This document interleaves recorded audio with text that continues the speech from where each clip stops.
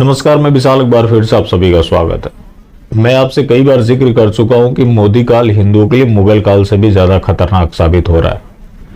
वो आप देख सकते हैं, मुगल काल में भी सरतन से जुदा होते थे, आज मोदी काल में भी हो रहे हैं। मुगल काल में मंदिरें टूटती थी, आज मोदी काल में भी टूट रहे हैं। अब सवाल यह है कि इतनी मंदिरें क्यों टूट रही है।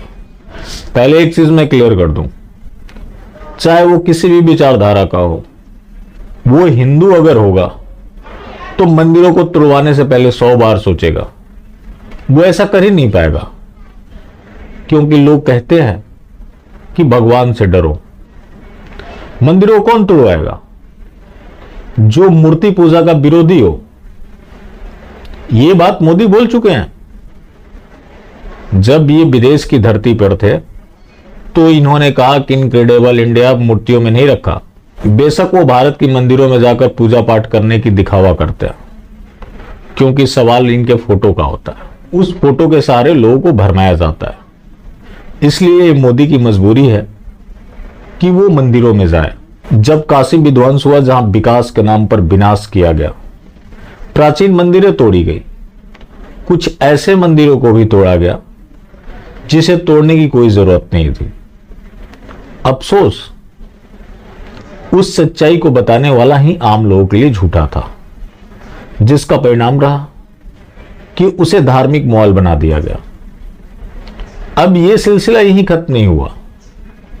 बहुत सिंपल सी बात है, कोई आपके खिलाफ षड्यंत्र कर रहा है और आप उस षड्यंत्र में भी जय जयकारे लगा रहे हैं, तो ऐसी घटनाओं की वृद्धि होगी। अभी हाल में अरविंद केजरीवाल ने केंद्र सरकार के खिलाफ अध्यादेश पारित किया है कि अरविंद केजरीवाल को केंद्र सरकार से इतने मंदिरों को तोड़वाने की नोटिस मिली है। अब देखिए, संसदों का नए भवन का निर्माण हो रहा है, उसके लिए सनातन मंदिर को तोड़ा जा रहा है।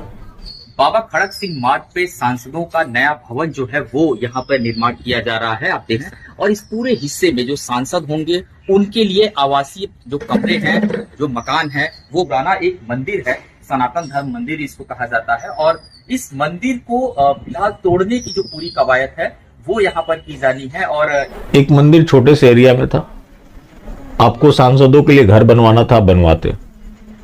उस मंदिर से भला क्या समस्या होगी?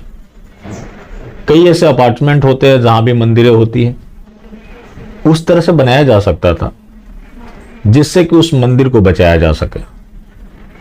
लेकिन जो मूर्ति पूजा का विरोधी हो, वो भला कैसे बचाएगा?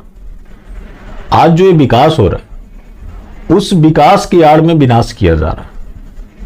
आखिर क्या वजह है कि मोदी जहां भी विकास करते हैं उसके आड़े सिर्फ मंदिर आते हैं? कोई मस्जिद, मजार, चर्च, गुरुद्वारा आज तक नहीं आया।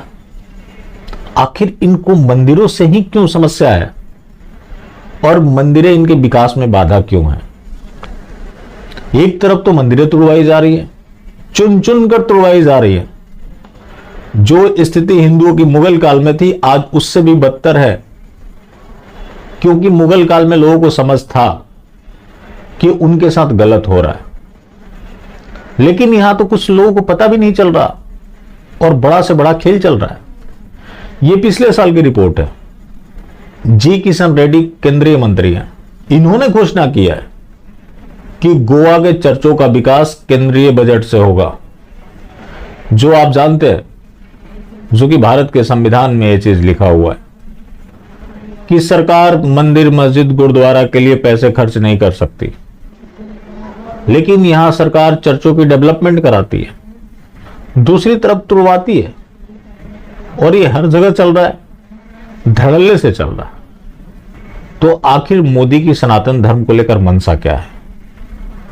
जो सनातन को मानने वाला होगा ये सोच भी नहीं सकता कि वो कहीं मंदिरों को तुड़वाए। तो आखिर मंदिरों को तुड़वाकर मोदी कौन सा विकास करना चाहते हैं?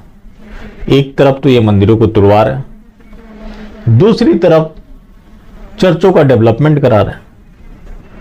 अब केंद्रीय मंत्री ने बयान दिया है तो वो केंद्रीय मंत्री का बयान नहीं है, वो मोदी का बयान है। क्योंकि आज स्थिति बीजेपी में ये हो गई है कि मोदी के इच्छा के बिना एक पत्ता भी नहीं हिल सकता।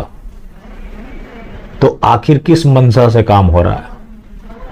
अब सवाल ये भी होता है, हिंदू हृदय सम्राट जो कि भगत मंडली के लिए है, भगत भक्त नहीं, भक्त सिर्फ भगवान के होते हैं, तो आखिर हिंदू हृदय सम्राट को मंदिरों से इतनी समस्या क्यों है?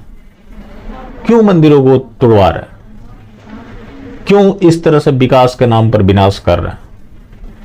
अफसोस कि ये बातें सबको समझ आएंगी, लेकिन तब तक बहुत देर हो चुका होगा। बाकी जिंदा रहे तो फिर मिलेंगे, और मिलते रहेंगे तो जिंदा रहेंगे। मिलना जुलना जारी रखें, लेकिन हाँ, मास्टर स्ट्रोक वादी बिल्कुल भी ना हो।